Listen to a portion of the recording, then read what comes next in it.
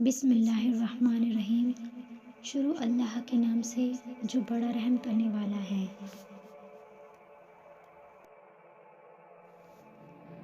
ناظرین، یہ واقعہ حضرت آدم علیہ السلام کا ہے۔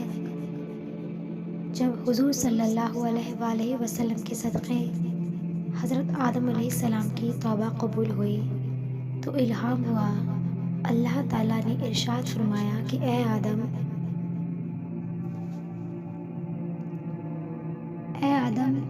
تم اور تمہاری بیوی سرندیم میں جا کر رہو تو تمہارے فرزند پیدا ہوں گے۔ حضرت آدم علیہ السلام برضائے الہی ہندوستان میں آئے، بود و باش اختیار کی۔ ایک روز جبریل علیہ السلام 7 پارے لوہے کے لے کر ان کے پاس آئے تاکہ ان کو کھیتی سکھائیں۔ حاجت آگ کی ہوئی۔ آواز آئی، اے جبریل، آگ مالک دوزخ سے جا کر مانگ لے۔ جب انہوں نے آگ لا کر آدم کو دی، گرمی اور تیش سے ہاتھ ان کا جلنے لگا۔ حضرت آدم علیہ السلام نے وہ آگ زمین پر ڈال دی۔ وہ آگ 7 طبق زمین کو چھید کر کے پھر دوزخ میں چلی گئی، اور خبر ہے کہ اسی طرح 7 دفعہ دوزخ سے آگ لائی گئی اور پھر دوزخ میں وہ جا کر داخل ہو گئی۔ آواز آئی، اے جبریل، 7 دریائے رحمت سے دھو کر اسے لاؤ، تب یہ آگ ٹھہرے گی۔ اور بعض کتابوں میں لکھا ہے کہ جبریل علیہ السلام آگ لانے میں عاجز رہے۔ تب حق تعالیٰ کا ارشاد ہوا آدم کو۔ انہوں نے پتھر سے چقماق جھاڑ کر آگ نکال لی، اور جبریل نے ان کو کھیتی سکھائی اور آلات کھیتی کرنے کے درست کیے۔ جبریل علیہ السلام نے ایک جوڑا بہشت سے بیل کا لا کر دیا، اور بعض کتابوں میں لکھا ہے کہ 2 گائیں عین البقر سے لا کر دیں، اور ایک مشت گندم یعنی گیہوں بہشت سے لا کر دیا، اور حضرت آدم علیہ السلام سے کہا کہ تو اپنے ہاتھ سے زراعت کر کے اس سے اپنی غذا حاصل کر۔ تب حضرت آدم علیہ السلام نے وہ دانہ زمین پر چھینٹ دیا اور ہل جوتا۔ جب بیل کج چلنے لگا تب حضرت نے اس پر ایک لکڑی ماری۔ بیل نے کہا، اے آدم، مجھ کو تو کیوں مارتا ہے؟ اگر تجھے عقل ہوتی تو اس دنیا میں تو نہ پھنستا۔ آدم علیہ السلام اس کی بات کو سن کر غصے میں آ کر بیل کو چھوڑ دیا اور وہ وہاں سے چلے گئے۔ پھر جبریل علیہ السلام ان کے پاس آئے اور کہا، تو کہاں جاتا ہے؟ حضرت آدم علیہ السلام نے کہا کہ بیل نے مجھے طعنہ کشی کی ہے۔ جبریل علیہ السلام نے فرمایا کہ جو شخص اللہ تعالیٰ کی نافرمانی کرے گا وہ رنج میں گرفتار رہے گا۔ اب تم کو رنج و عذاب برداشت کرنی ہے، تبھی تم نعمت کھاؤ گے۔ پھر آدم علیہ السلام نے دوسری دفعہ ہل جوتنا شروع کیا۔ پھر بیل کجی کرنے لگا۔ پالان گردان کے ہندی میں اس کو جگہ بھی کہتے ہیں، وہ نیچے کر لیا اور کھڑا ہو گیا۔ پھر حضرت آدم علیہ السلام نے اس کو لکڑی سے مارا۔ تب بیل نے روح بسوی ہو کر آسمان کی طرف کیا اور رویا۔ وہ بیل رونے لگا۔ بس حضرت آدم علیہ السلام نے اس کو چھوڑ دیا اور وہاں سے چلے گئے۔ پھر جبریل علیہ السلام تشریف لائے اور کہا، تو کہاں جاتا ہے؟ وہ بولے، بیل نے آزردہ ہو کر خدا کی درگاہ میں تضرع کیا ہے۔ جبریل علیہ السلام نے کہا کہ خدائے تعالیٰ نے تم کو سلام کہا ہے اور فرمایا ہے کہ تو نے بھی بہشت میں ایسا ہی کیا تھا۔ اب اس وقت تم پر اذیت ہو گئی۔ اگر تم بیل پر سختی کرو گے تو پھر درست نہ ہوگا۔ تو جلد جا، اپنے کام میں مصروف رہ۔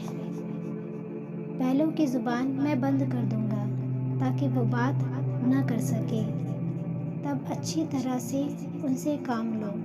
پھر آدم علیہ السلام کھیتی میں مشغول ہو گئے۔ زمین پر گیہوں چھیٹا اور اس میں فصلیں اگنا شروع ہو گئیں۔ جب فصلیں پختہ ہو گئیں تو حضرت آدم علیہ السلام نے اپنی فصلوں کو کاٹ لیا۔ یہ ساری فصلیں صرف 7 گھنٹے میں تیار ہو گئیں۔ اس پر زمین نے کہا کہ اے آدم، مجھے معاف کرو کہ میں ضعیف ہوں، ورنہ تو اس سے بھی جلدی گیہوں میں تم کو دے دیتی۔ آدم علیہ السلام نے جب گیہوں کو مل کر صاف کر کے کھانا چاہا، تب جبریل علیہ السلام نے فرمایا کہ پہلے سب سے گیہوں کو پیسو، پانی کے ساتھ خمیر کر کے آگ میں سینک کر کھاؤ۔ حضرت جبریل علیہ السلام نے حضرت حوا علیہ السلام کو روٹی پکانے کی پوری تعلیم دی کہ اول گیہوں کو پیسیں، پانی کے ساتھ خمیر کر کے آگ میں سینک کر کھائیں۔ حوا نے اسے تعلیم پا کر اپنے ہاتھ سے پیس کر پانی کے ساتھ خمیر کر کے روٹیاں پکائیں، حضرت آدم علیہ السلام کے سامنے لا کر رکھ دیں۔ آدم نے چاہا کہ کھائیں، پھر جبریل علیہ السلام نے فرمایا، ذرا تأمل کر، آفتاب غروب ہونے دے کہ تیرا تو روزہ ہے، تو روزے دار ہے۔ جب شام کا وقت ہوا، آدم و حوا نے دونوں نے مل کر ساتھ میں روٹی کھائی۔ پھر دوسرے دن جب اشتہا کھانے کی ہوئی، آدم علیہ السلام نے دیکھا کہ ایک کھال سیاہ سینے پر ان کے نظر آیا اور جلدی جلدی وہ بڑھنے لگا ہے، یہاں تک کہ ایک ہفتے میں ان کے سیاہ رنگ ہو گیا اور وہ ڈرنے لگے اور معلوم کیا کہ شاید کہیں مجھ پر دوبارہ عذاب آ گیا ہو اور یہ کوئی ذلت نہ ہو۔ حضرت آدم علیہ السلام گھبرائے۔ جبریل علیہ السلام نے فرمایا، اے آدم، روزہ رکھ، آج کچھ مت کھا کہ تیرے بدن کی سیاہی مٹ جائے۔ آدم علیہ السلام نے اس دن کھانا نہ کھایا، روزہ رکھا تو کچھ بدن ان کا سفیدی پر آیا۔ پھر دوسرے دن جبریل علیہ السلام تشریف لائے اور ان کو بولے، اور بھی روزے رکھ، تم روزے رکھو تو اللہ تعالیٰ تم کو شفا کامل بخشے گا۔ روزوں کا نام ایام بیز ہے۔ 13ویں، 14ویں، 15ویں تاریخ ہر مہینے کی حضرت آدم علیہ السلام پر اللہ تعالیٰ نے یہ روزے فرض کیے تھے، اور اس زمانے سے لے کر حضرت موسیٰ کے زمانے تک اس پر عمل کیا گیا تھا۔ بس جب حضرت آدم علیہ السلام ہندوستان میں آئے تو حضرت حوا علیہ السلام حاملہ ہوئیں اور ان سے ایک بیٹا اور ایک بیٹی پیدا ہوئے۔ انہوں نے اپنے بیٹے کا نام قابیل رکھا اور بیٹی کا نام اقلیمہ رکھا۔ وہ بیٹی بہت ہی خوبصورت تھی۔ پھر حوا علیہ السلام دوبارہ حاملہ ہوئیں اور ان سے دوبارہ ایک بیٹا اور بیٹی ہوئی، اور اب کی بار انہوں نے ان کا نام حابیل رکھا اور بیٹی کا نام غازہ رکھا۔ مگر یہ خوبصورت نہ تھی۔ مروی ہے کہ حوا 120 مرتبہ حاملہ ہوئی، اور بعض کتابوں میں لکھا ہے کہ 180 بار وہ حاملہ ہوئی، اور روایت کی گئی ہے کہ قابیل ماں کے بطن میں بہشت میں تھے۔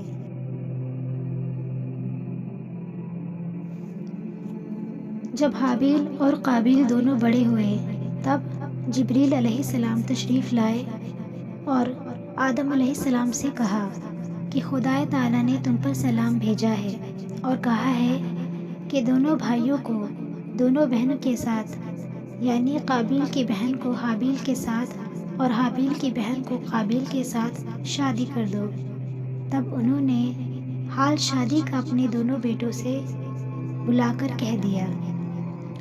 اس بات کو سن کر قابیل نے انکار کر دیا اور کہا کہ میری بہن اقلیمہ صاحب جمال ہے، میں اس کو کسی بھی قیمت پہ نہیں دوں گا۔ آدم علیہ السلام نے کہا یہ اللہ تعالیٰ کا حکم ہے، تم مان لو۔ اس نے کہا، یہ اس واسطے کہتے ہو کہ تم حابیل کو زیادہ مانتے ہو اور مجھے کم مانتے ہو۔ لکھا ہے اپنے ماں باپ کی پہلی بار جس نے نافرمانی کی تھی وہ قابیل تھا۔ آخرش حضرت آدم علیہ السلام نے بحکم خدا قابیل کی بہن کی شادی حابیل کے ساتھ اور حابیل کی بہن کی شادی قابیل کے ساتھ کر دی۔ بعد اس کے قابیل نے حسد سے حابیل کو کہا کہ تو میری بہن اقلیمہ کو طلاق دے تو میں اپنی خدمت میں رکھوں گا اور اس سے شادی کروں گا۔ حابیل نے کہا کہ یہ میری بیوی ہے، میرے ماں باپ نے اس کے ساتھ میری شادی کر دی ہے، میں ہرگز اپنے والد کا حکم رد نہیں کروں گا اور خدا کا حکم بجا لاؤں گا۔ آدم علیہ السلام نے جب یہ ماجرا دیکھا تو اپنے دونوں بیٹوں کو بلایا اور انصاف کے واسطے فرمایا کہ دونوں بھائی کوہ مینا پر 2 قربانیاں کر کے رکھ دو، جس کی قربانی خدا کی بارگاہ میں قبول ہوگی، اقلیمہ اسی کی بیوی ہوگی۔ بس یہ دونوں بیٹوں نے حسب حکم باپ کے کئی بکریاں لاگر ذبح کری، بکریاں ذبح کر کے کوہ مینا پر رکھ دیں، اور آخرش ایک بھائی کی قربانی قبول ہوئی اور دوسرے کی نہ ہوئی۔ جس کی قربانی قبول نہیں ہوئی وہ قابیل تھا، جس کی قربانی قبول ہوئی وہ حابیل تھا۔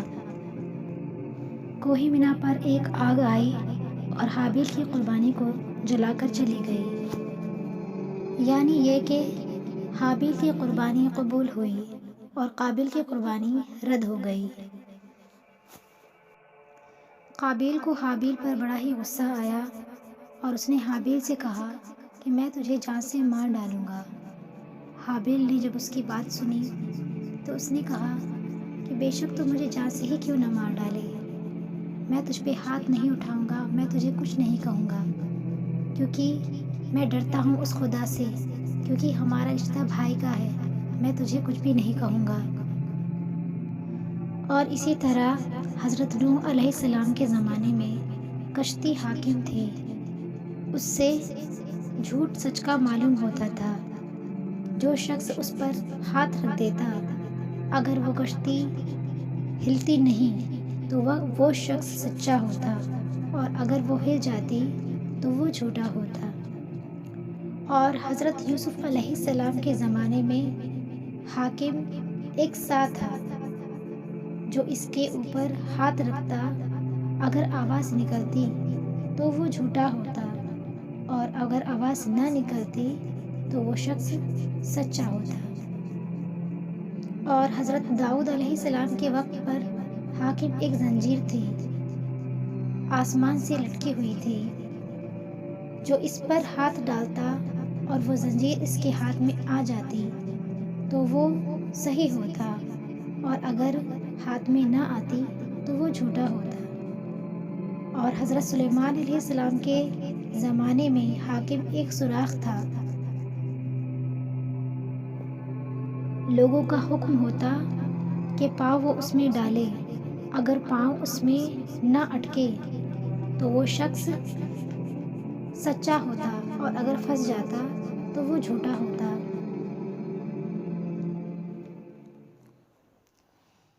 اور حضرت زکریا علیہ السلام کے زمانے میں حاکم ایک قلم تھا، گناہ گار کو حکم ہوتا کہ اپنا نام لکھ دے اور لکھ کر پانی میں ڈال دے، اگر وہ تیرتا تو وہ آدمی سچا ہوتا، اور اگر وہ ڈوب جاتا تو وہ آدمی جھوٹا ہوتا۔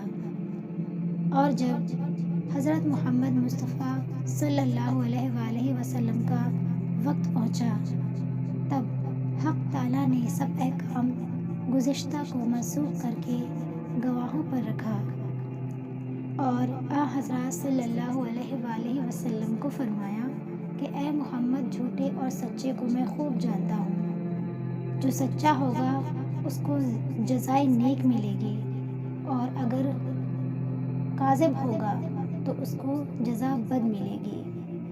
ناظرین، اس کے آگے کا واقعہ یہ ہے کہ قابیل हाबिल दोनों भाई जब कोहे मीना से वापस आए कुर्बानी करके, तो हज़रत आदम अलैहिस्सलाम ने फरमाया कि ए काबिल, तेरी बहन अक़लीमा अब हाबिल पर हलाल हुई और तुझ पर हराम हुई। इस बात को सुनकर काबिल को बड़ा ही गुस्सा आया। फिर भी वो तदबीर में लगा रहा कि वक्त फुर्सत मिले तो वो उसे जान से मार डाले और उसको दफा करे। उस ज़माने में किसी ने किसी की खून रेज़ी नहीं की थी, यानी कभी किसी ने किसी को जान से नहीं मारा था, मगर काबिल ने हाबिल को नाहक मारा था। एक रोज़ काबिल ने हाबिल को कहा कि मैं तुझको जान से मार डालूँगा, इस वास्ते कि तेरे फर्जंद सब कहेंगे कुर्बानी हमारे बाप की कबूल हुई और तुम्हारे बाप की नहीं हुई। हाबिल ने कहा कि ऐ भाई, इसमें मेरी क्या ख़ता है, इसमें मेरा क्या तक़सीर है, मेरा क्या कसूर है? खुदा आदिल है। अच्छा, अगर तू मुझे मार डालेगा तब भी मैं तुझसे कुछ ना कहूँगा, क्योंकि हक बिरादरी का बजा लाऊंगा, मगर रोज़े हश्र में इंदल्लाह तो खुदा को क्या मुँह दिखाएगा। अच्छा, अगर तू मुझे जान से मारेगा तो कोई बात नहीं, क्योंकि मैं खुलासी पाऊंगा। वो इस बात को सुनते ही काबिल और भी उसका जानी दुश्मन हो गया। एक रोज़ इत्तफाक हुआ कि हज़रत आदम अलैहिस्सलाम हज को गए। क़ज़ाए इलाही से एक रोज़ काबिल ने हाबिल के बकरी खाना के पास, कि मंगल का दिन था, जाकर देखा कि हाबिल उसमें सो रहा है, कि इसको किस तरह से मारे। उसके जहन में आया, उसे खुदा का ज़रा भी डर न था। इसमें शैतान मलऊन ने बसूरत एक शख्स के एक सांप हाथ में लेकर सामने काबिल के आकर एक पत्थर ज़मीन से उठाकर सांप पर मारा और सांप मर गया और वो वहाँ से गायब हो गया। और जब काबिल ने ये देखा तो उसने वैसा ही किया। तब काबिल ने इब्लीस लाइन से तालीम पाकर एक पत्थर ज़मीन से उठाकर हाबिल के सिर पर मारा। हाबिल मर गया और वो मरदूद खुदा की दरगाह में आसी और काफिर हुआ। नाज़रीन, अगर इसके आगे का वाक़या आप मुझसे सुनना चाहते हैं तो आप मुझे कमेंट करके बता सकते हैं। खुदा हाफ़िज़।